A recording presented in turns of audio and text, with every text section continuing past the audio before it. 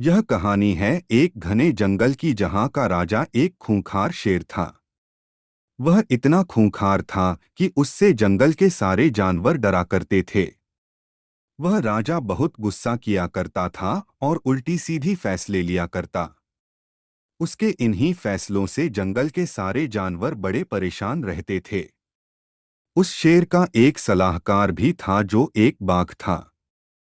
एक दिन वह शेर अपने सलाहकार के साथ जंगल में भ्रमण कर रहा था कि तभी शेर ने देखा कि एक नदी उनके जंगल से होकर गुजरती है। तब वह शेर ने बाघ से पूछा, यह नदी हमारे जंगल से होकर गुजरती है, फिर यह नदी किस ओर जाती है? शेर के इस सवाल पर बाघ ने जवाब दिया, महाराज, यह नदी हमारे जंगल से गुजरती है और फिर यह दूसरे जंगल की ओर चली जाती है जो पूर्व दिशा में है। वह जंगल दूसरे राजा का है।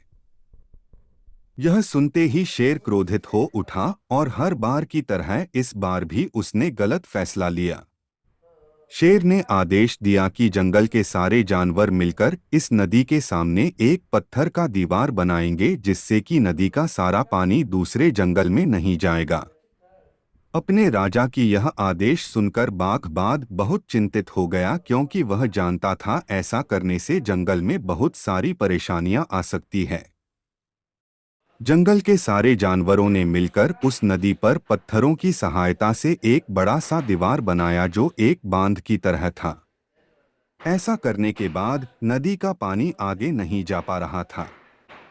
धीरे धीरे जंगल में सारा पानी भरने लगा और लोगों के घर डूबने लगे। परेशान होकर जंगल के सारे जानवर शेर के सलाहकार बाघ के पास के गए और उन्हें अपनी चिंता बताई।